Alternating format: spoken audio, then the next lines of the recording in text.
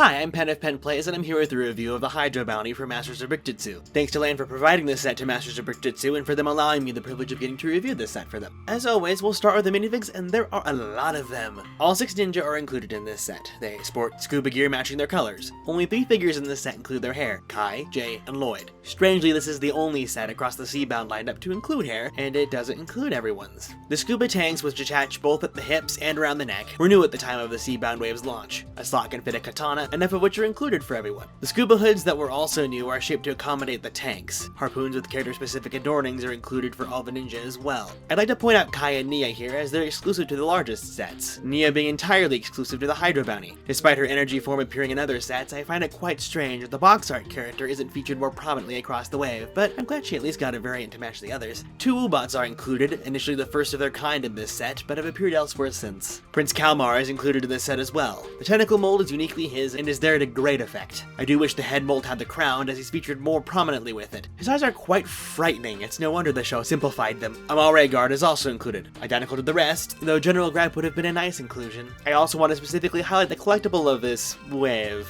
the Wave Amulet. Dual molding and opalescent blue make it truly feel like a treasure. This manta ray is also included with beautiful printing atop it. This sea creature serves as the steed of Kalmar's chariot. Flags adorn it, and it is decorated with sticker patterns. As you can see, this is yet another terribly cut sticker sheet, but this side build gets very little of the issue from it. Additionally, there are 2 mini submarines, one for Lloyd and one for Cole. Both have a spinning crown at the back to work as a propeller and an opening cockpit. Adornings on these match the character's harpoons. All mini subs across the entire wave are consistent. Strangely, Nia doesn't get a vehicle at all, and with her exclusive to this set, I'm surprised one wasn't included here. The Hydro Bounty itself is a sight to behold, as one of the longest Ninjago sets to date, at 22 inches, depending how you position the back fin, of course. This has a lot of space that has use. The overall look is highly futuristic and sleek, yet also feels consistently styled, making for a very sophisticated look. First off, all the golden fins, the back sail, the upper hatch, and the periscope all have posing options. This tab at the back can be pulled to adjust the jets, which are, shockingly, light on parts at the core, but adds to the science fiction appeal, I suppose. You have to fold everything back up by hand to reset it, unfortunately. The front turbines that use these extremely old shield pieces rotate freely. You can remove the roof of the cabin to access stations for the ninja to man. The steering wheel turns, and the back station faces out the back window. The back and front of the cabin use simple yet effective builds to make it angular. The central section of the build can be accessed by pulling up these windows. You'll notice this massive empty space seeps into an alcove below the cabin. Crates are included to store the impressive quantity of diving fins for the ninja inside the cabin. A wig mount is included to store the hair included for the ninja, and can be swapped out with the hoods when they aren't in use. These both slide into the alcove and fit very snug. They aren't fat finger friendly, however. The opening hinges on the wall can store all 6 harpoon guns included, still allowing room for you to dock the mini submarines. They take up all the remaining available space, leaving very little for the ninja to live outside of the cabin. Outside of the main section here are decorative designs that add to the sci-fi feeling of the whole vehicle. Those front protrusions house spring-loaded shooters as well. The bow of the submarine can fit a Woobot. You can also remove this section to show some technological workings of the bounty. This removed section is rather tedious to get on right, but not impossible. There is a reason this function is here though, as the bow fully transforms into a mech. There's a lot of posing options, but some joints bring about some serious limitations. The eyes of the spot suffered the most from the crooked sticker cutting, so much so that I put in the effort to cut more of the printing on the sticker sheet out just so it can look more complete. A tedious endeavor I do not recommend. When it comes to recommending this set overall, however, I can't say I'm as pleased with it as I expected. The thruster function is impressive looking, but the fact it has to be closed back by hand and its rather empty internals leaves a bit to be desired. The mech is really the only function of note here, as all the rest are setting things into spots and calling it good. I will say with the mech, I'm surprised with how well integrated it is into the overall design of the sub. The part that draws me back the most is the central station. It's empty, and the build uses a lot of larger parts to get it all assembled so quickly, leaving little exciting for the build process. I personally feel this space could use some implied accessories so that if you decided to remove the mini submarines, there'd be specific designs meant to encourage play beyond that, as if it were a living space. It has plenty of room for both options as well. I do like the idea of having it be a base for the ninja, as it's not too often we get a larger vehicle in a wave that does that job to a T, especially since any mini submarine from any set can fit inside, as well as all the heroes that are made available in the wave. Although it didn't meet my expectations, I'm sure it will meet plenty of others. If you're someone who feels content in the functionality at play, then I definitely recommend it. However, outside of that interest, I'd skip it and buy Nia on her own elsewhere, as she'll be one of the hardest minifigs to procure down the line. It's a great way to get all the ninja easily, and the visually pleasing look will certainly catch the eye of collectors, so if that's you, you might want to put this on your radar.